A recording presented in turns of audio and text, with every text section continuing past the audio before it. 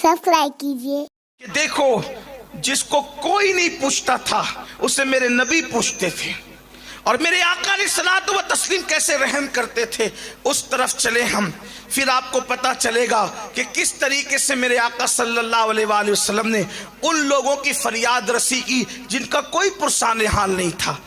मिसाल के तौर पर एक खातून अल्लाह के रसूल अलैहिस्सलाम की महफिल वाज सजी हुई थी। अल्लाह के प्यारे महबूब मुस्तफ़ा जान रहमत खिताब फरमा रहे थे। मैं अपने जवानों से खुसूसी तवज्जो चाहता हूँ।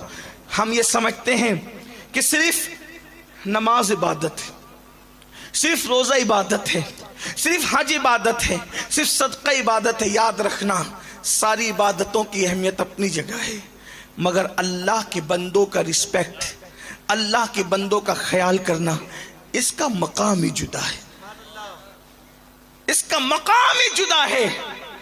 फरमाया गया, अल्लाह के करीब जाने का रास्ता, अल्लाह के करीब जाने का रास्ता लोगों के दिल से होकर गुजरता है।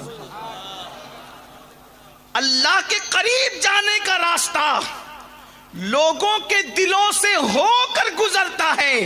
जो लोगों के दिल खुश करने के सजावार नहीं है, या जो लोगों के दिल खुश नहीं करते, वो कभी अल्लाह तक नहीं पहुंच सकते।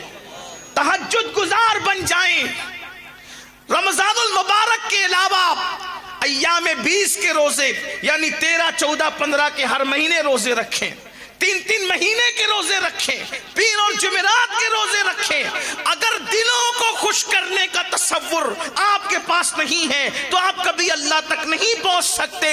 इसलिए कि जब तक के मखलूक से मोहब्बत नहीं करोगे, खालिक की मोहब्बत तुम्हारे दिलों में कभी पेवस्त नहीं हो सकती। मेरी कौम के वो जवान जो आज हाथों में तस्बीह लेकर के अपने आप को दीनदार समझते हैं, या चेहरों पे दाढ़ियां सजाकर अपने आप को दीनदार समझते हैं, और माँ बाप को खुश नहीं कर सकते, बहन भाइयों का हक अदा नहीं कर सकते, पड़ोसियों को उनके हुकूक नहीं दे सकते, बीवी को उनके हुकूक नहीं दे सकते, उन लोगों को सोचना चाहिए क़यामत के दिन आपके नामे अमाल में नेकी का वो तसव्वुर नहीं होगा जो आप दे करके बैठे।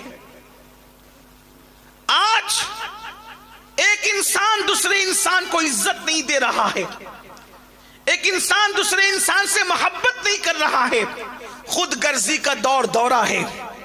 दोस्तियां भी होती तो खुद गर्जी के लिए, शादियां भी होती तो खुद गर्जी के लिए, शादियां भी खुद गर्जी के लिए हो रही है। मेरे प्यारे आका सल्लल्लाहु अलैहि वसल्लम के प्यारे दीवानों, बल्कि हालत ये है, एक दूसरे के साथ शादी कर ली जाए और शादी करने के बाद अगर बीवी बीमार हो जाए, उसकी तबीयत अच्छी न रहे, तो उसको तलाक देने की बात की जाती है। बल्कि कभी कभी तो ऐसा होता है कि सालन में नमक ज्यादा हो जाए तो भी तलाक दे दी जाती है। कभी ऐसा होता है किसी भी बहाने से तलाक दे दी जाती है। गोया के जवानी में अल्लाह अकबर गुल छर्रे उड़ा करके बीवियों को तलाक दे दी जाती है। चलो दूसरी कर लेंगे, दूसरी को तलाक देकर तीसरी कर लेंगे। अल्लाह अकबर, यानी किसी की जिंदगी से खिलवाड़ किया जाता है। बहुत सारे जवान वो भी हैं, बहुत सारे जवानों की जवानी वो भी हैं कि अल्लाह अकबर अपनी हवस के लिए, अपनी नफसानी ख्वाहिशात की तकमील के लिए किसी लड़की को मोहब्बत के झांसे में फंसा करके, मोहब्बत के जाल में फंसा करके उससे नाजायज ताल्लुकात कायम किए जाते हैं, और फिर उससे ज़िना करके, उससे बदकारी करके, उसकी आबरू के साथ खेल करके फिर उसको छोड़ दिया जाता है, और फिर किसी और के साथ शादी कर ली जाती है।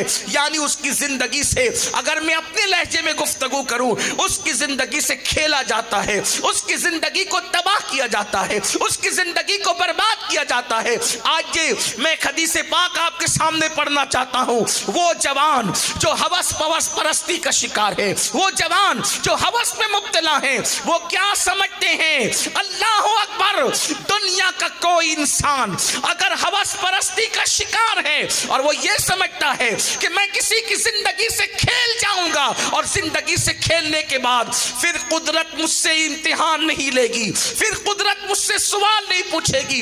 अच्छी तरह याद रखना, कुदरत ने पैदा करके کے تمہارے حوالے نہیں کر دیا کہ جس پہ چاہو ظلم کرو، جس کے ساتھ چاہو حواس پرستی کرو، جس کے ساتھ چاہو اس کی زندگی کو یوز کرو، اس کی زندگی کا مس یوز کرو، اس کی زندگی کا استعمال کرو. یاد رکھنا جب تم کسی کی زندگی سے کھلواڑ کرتے ہو تو اس کے ماں باپ کو اتنی تکلیف نہیں پہنچتی جتنی تکلیف اللہ تبارک و تعالیٰ کو پہنچتی ہے. آپ سمجھتے کیا ہیں اللہ اپنے بندے سے کتنی محبت کرتا ہے؟ کمنٹ شیئر ضرور کریے.